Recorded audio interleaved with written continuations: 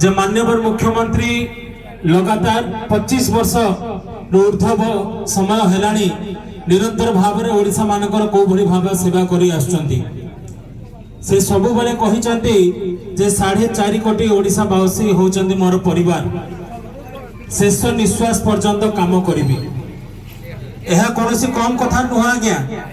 आपन जदि तांको परिप्रेक्षी अन्य दलर नेतृमंडली मानक देखिबे, विगत दिन हेलानी 2022 पंचायत इलेक्शन पर अनेक गुड़े केंद्र मंत्री एवं बड़ बड़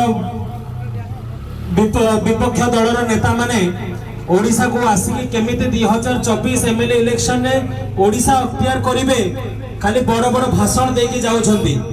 किंतु जेतेबेले ओडिशार हक, ओडिशार स्वाभिमान एवं ओडिशावासी अधिकार कथा आसुची तेबे बेले नेता मानकर कहार भी देखा मिलू नहीं। उदाहरण स्वरूप नियंतु जे 1999 मसीह जेतोले महाबात्या आम ओडिशार मेरुदंड भांगीदेला 10,000 ऊर्ध्व लोक मृत्युवरण करथिले।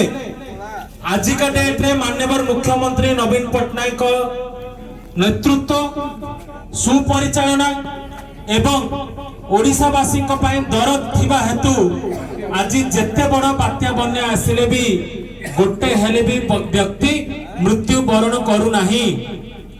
सारा विश्व जेतोले स्तब्ध हो गला, सारा विश्व जेतोले डहल विकल हैला 2 वर्ष काल कोरोना महामारी जो आम समस्ते से अफेक्ट होइजे।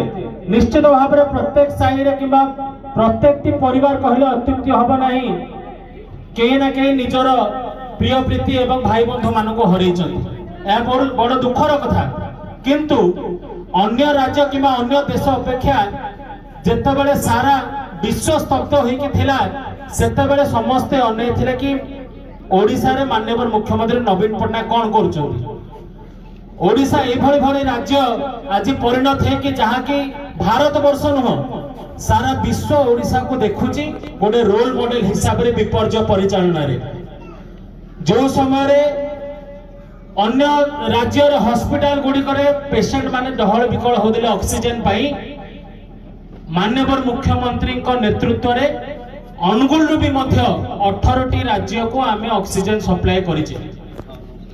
कंपेयर करंतु 1999 महाबात्या रे छत्तीसगढ़, आंध्र प्रदेश, तमिलनाडु, वेस्ट बेंगल लोक माने तांकर छिंडा कपड़ा डोनेट करथिला हम लोक मानको पिंधिया पय जेतबेले ध्वंस विध्वंस हो जाइथिला। किंतु आज